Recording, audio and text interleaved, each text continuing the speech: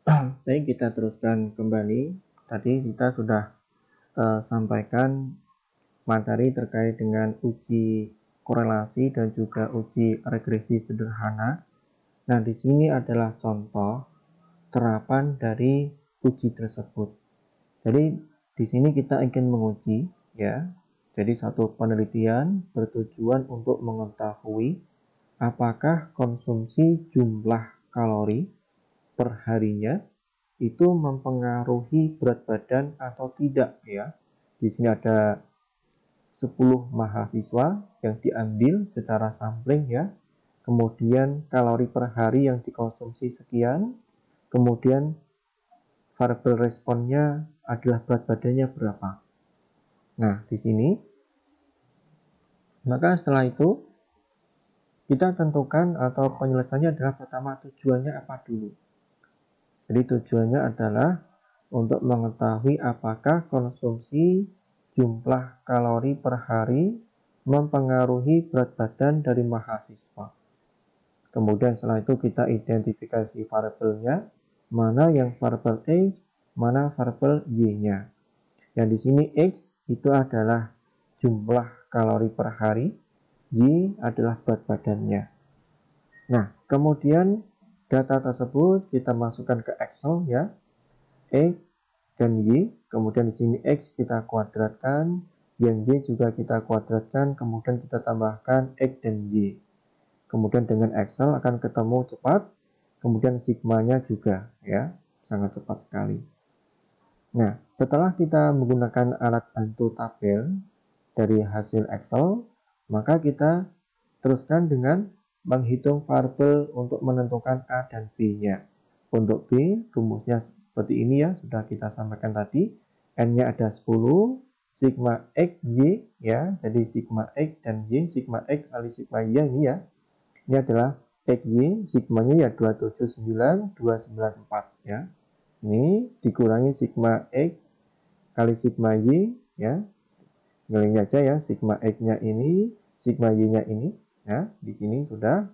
Kemudian dibagi N 10 dikali sigma X kuadrat, ya. X kuadrat di sini 180,2,235, ya. Ini kurangi sigma X dikuadratkan, ya. Ketemunya sekian. Ini adalah nilai variabel B-nya. Kita bulatkan menjadi 0,149. Kemudian dari sini kita hitung nilai A-nya, ya. A-nya bisa pakai yang rumus panjang, bisa rumus yang singkat, ya. Seperti ini, hasilnya juga sama. Jadi tinggal menghitung saja. Ketika A dan B sudah ketemu, maka persamaan regresi sederhananya adalah Y sama dengan A plus BX, yang A-nya 2,608 ditambah 0,149X. Nah, kalau kita ingin menggambar grafiknya, teman-teman sekalian, ya, bahkan menentukan persamaannya, selain dari cara hitung manual, kita bisa memanfaatkan Excel, ya. Jadi data XY kita masukkan, kita blok, ya, kita blok ini, ya, X dan Y-nya, kita blok, kemudian kita pilih menu insert dulu, ya, karena kita ingin menginsert grafik, insert, kemudian pilih yang scatter seperti ini.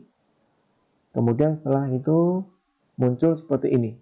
Kemudian dipilih salah satu titik, ya, kemudian klik kanan, ya. Klik kanan pilih add trend line. Setelah itu nanti akan muncul di sisi kanannya seperti ini. Kemudian kita pilih yang linear, ya. Ini nanti kita naik turunkan, ya. Pertama kita pilih linear, kemudian kita turunkan. Kita pilih yang di sini kita centang.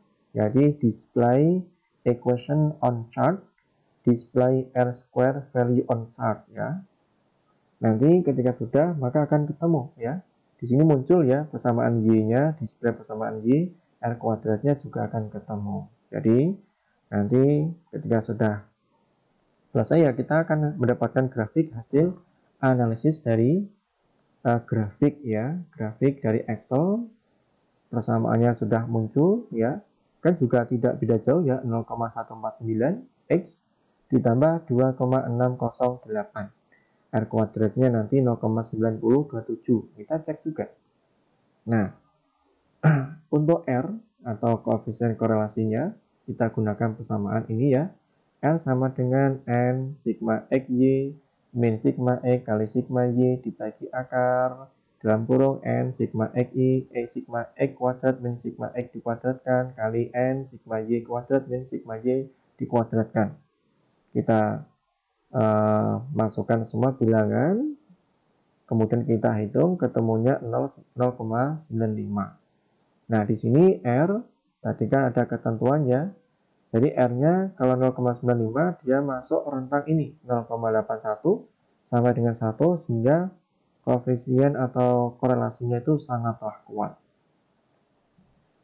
Nah, setelah menghitung nilai R, yaitu hubungannya itu memang kuat, maka kita menghitung koefisien determinasi, yaitu R kuadrat.